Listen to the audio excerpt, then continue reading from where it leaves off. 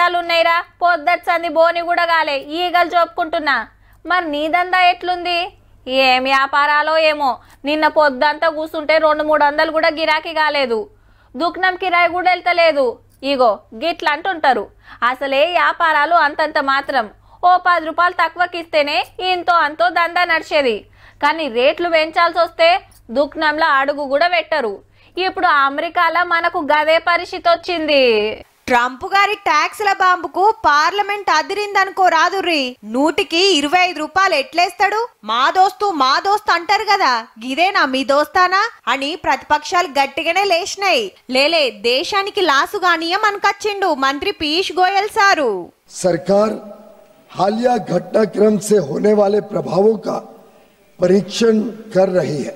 Already tax లేసినాక ఇప్పుడు ఆలోచన చేసేదేందని ఇంకింత లొల్లి చేసే వరకు సభ వాయిదా పడ్డది. सीट पे जाइए और नारेबाजी करना है तो सदन के बाहर सड़कों पे करो, यहाँ नारेबाजी नहीं अलाउ है. 25% టారిఫ్ అంటే అమెరికాలో దించుకునే మన వస్తువుల మీద 100కి 25 రూపాయల ట్యాక్స్ పడుతుంది. మళ్ళా మీదికెళ్ళి పెనాల్టీ కూడానట.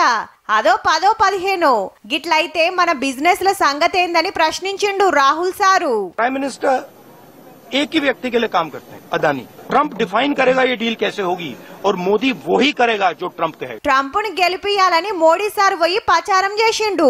మా దోస్త్ అని గొప్పగా చెప్పిండు. మరి గిట్ల ట్యాక్స్ లేస్తే ఎందుకు మాట్లాడతలేడని పెద్దపల్లి ఎంపీ వంశీ సారు నిలదీసిండు.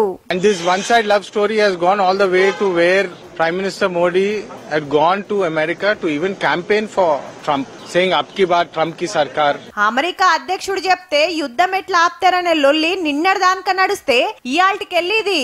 ఆడ ట్రంప్ గారు నిమ్మలంగానే ఉన్నాడు గాని ఆయన చేయబట్టే ఇడ ఎప్పుడోటి కాబట్టే.